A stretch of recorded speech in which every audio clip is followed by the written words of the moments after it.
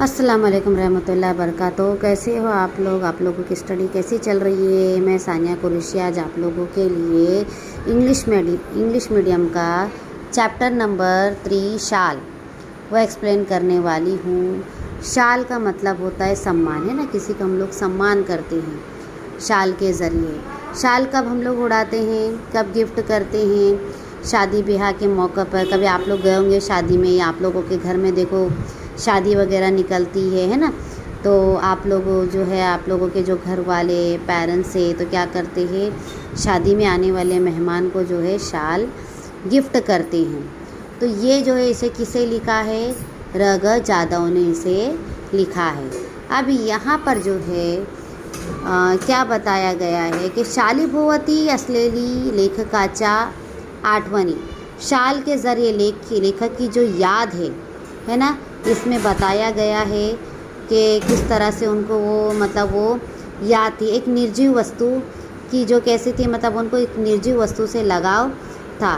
देखो, हर इंसान की लाइफ में कुछ ना कुछ याद होती है, कुछ ना कुछ लगाव होता है ना। कोई अगर आपको कुछ गिफ्ट देता है तो आप, जैसे टीचर ने अगर पेन गिफ्ट दिए तो वो एक पेन से आपकी जो है, कहने के लिए तो एक पेन होती है वो, लेकिन वो बहुत आपके लिए अनमोल बन जाती है, उसका कोई मोल ही नहीं रहता है ना। अब जैसे कि मेरे बचपन के खिलौने मेरे पास में हैं, अभी तक ये मैंने उसे संभाल कर रखा है, तो मेरी उससे क्या है, बचपन की याद जुड़ी हुई है। तो आज हम लोग पढ़ते, चलो अभी मैं चैप्टर की तरफ आती हूँ।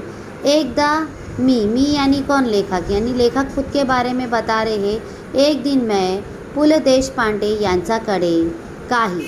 एक दिन लेखक पु ल देशपांडे इनके पास में एक निमित्ताने, एक काम से, निमित्ताने यानी एक काम से वो जाते हैं। काम झाल्यावर मी निघण्याच्या बेतात होतो। जैसे काम होता है तो वो निकलने की तैयारी में होते। बेतात होना, तैयारी में होना। तेवढाच सुनीताबाई ने, उसी वक्त लेखक की पु ल देशपांडे की वाइफ, उनका नाम क्या था, सुनीताबाई।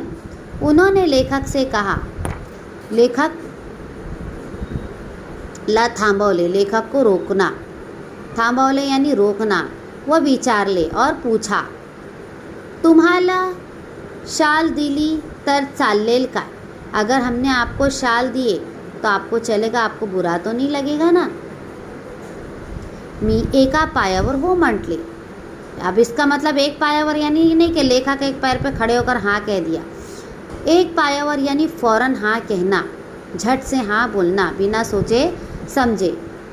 पु ल व सुनीताबाई यांनी मला शाल द्यावी हा मला मोठा गौरव वाटला। पु ल और सुनीताबाई, अगर इन्होंने मुझे शाल दी तो ये मेरे लिए क्या बहुत बड़े गौरव की बात है कि उन्होंने मुझे शाल दी।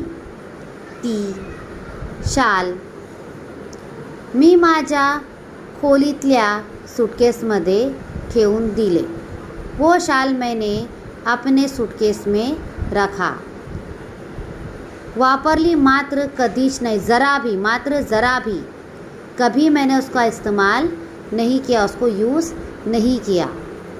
पुढे वाईला, अब ऐसा हुआ कि एक वाई जो है विश्वकोशाचा यानी एक शहर है ये, अध्यक्ष म्हणून, वो अध्यक्ष कहकर, चीफ गेस्ट कहकर जो है वो वहाँ पर गए।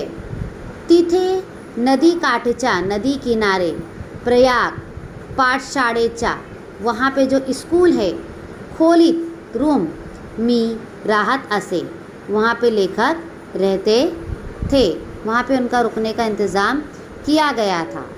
खोलीच्या दक्षिणेकडे यानी नॉर्थ साइड, खिड़क्या कृष्णा यानी खिड़की में, कृष्णा जो नदी है, नदीच्या चिंचोड्या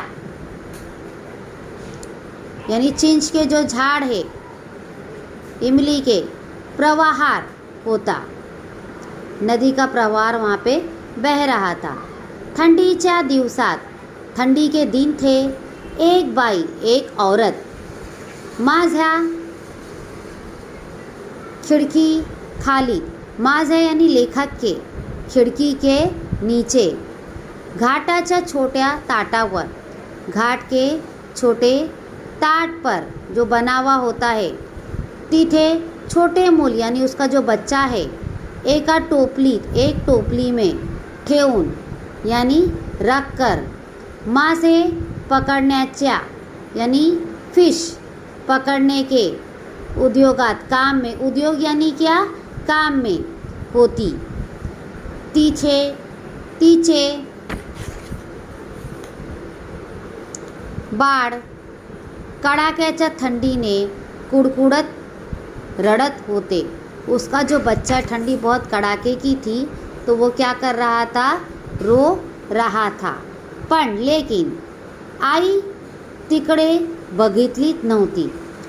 उस बच्चे की माँ उसकी तरफ ध्यान ही नहीं दे रही थी। मला मात्र राहवले नाही। लेखक को ये सब देखा नहीं गया। मी सूटकेसमधील, लेखक ने सूटकेस में से पुलकित शाल काढली, यानी पु. ल. देशपांडे ने जो शाल दिए थे तो लेखक उसे पुलकित शाल कह रहे हैं। पुलकित शाल काढली, 5 रुपयांच्या नोटा काढल्या। 5 रुपये का नोट उन्होंने निकाला। वो त्या बाईला हाक मारली और उस औरत को आवाज़ दिया। हाक मारना यानी आवाज़ देना, पुकारना। खिडकीतून ते सर्व खाली दिले। खिड़की में से वो सारा उन्होंने नीचे फेंका आणि म्हटले और कहा, त्या बाळाला आधी शालीत गुंडाळ, उस बच्चे को उस शाल में लपेट आणि मग मासे मारत बैस और फिर मच्छी पकड़ते बैठ। या घटनेची उब, इस घटने की याद पुलकित शालींचा यानी पु. ल. देशपांडे ने जो शाल दिए थे उस शाल की उभेपेक्षा यानी याद से अधिक थी, बहुत बड़ी थी। तो ये चैप्टर मैं चूँकि बड़ा है ये चैप्टर, इसलिए मैं 2 पैराग्राफ ही आपको एक्सप्लेन की हूँ। और ये मेरी वीडियो पूरी तरह से देखिए, लाइक कीजिए, सब्सक्राइब कीजिए। और एक बात, मैं ये स्टेटस भी व्हाट्सएप स्टेटस रखती हूँ, तो जो मेरे फ्रेंड सर्कल देख रहे हैं, जो मेरे जान पहचान वाले देख रहे हैं, तो वो भी मेरी वीडियो को पूरी तरह से देखिए, लाइक कीजिए, सब्सक्राइब कीजिए, शेयर कीजिए। देखो, आपके शेयर करने से, आपके ज़रिए अगर किसी को मराठी समझ में आता है और मराठी में जो प्रॉब्लम हो रही है वो जो है दूर होगी, तो इसका सवाब अल्लाह ताला आपको भी देगा, है ना। तो हम कम से कम जो है सवाब के ज़रिए, सवाब जारिया के ज़रिए तो हम लोग ये काम कर सकते हैं। तो आप लोग मेरी पूरी वीडियो को देखिए, लाइक कीजिए, सब्सक्राइब कीजिए। कल इंशाअल्लाह ताला मैं अपने आगे के चैप्टर के साथ मिलती हूँ। तो अल्लाह हाफिज़, टेक केयर, दुआ की दरख्वास्त।